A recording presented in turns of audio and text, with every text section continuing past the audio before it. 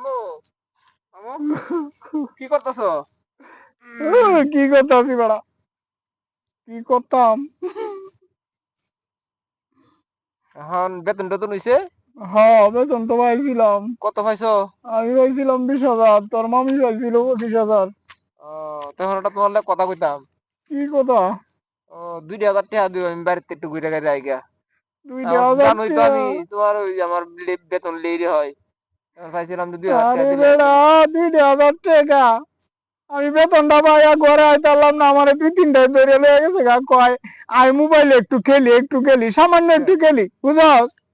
খেলতে খেলতে আমি মনে করো যে 45,000 টাকা ব্যক্তি হারিয়ে আইছি। পরে আর আমি তো অন্যদিন আমি ঘরে আইলে কি হইব, এই কথা আরেকজনে যে আবার তোর মামিতে কইয়া দিছে।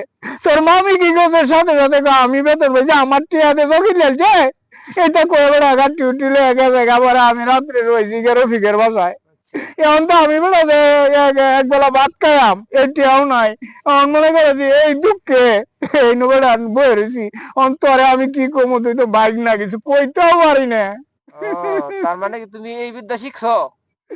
আমি এই বিদ্যা শিক্ষে কি ভুল যে করছি ও রে বাবা। শালা জগমের বাচ্চা। ধর।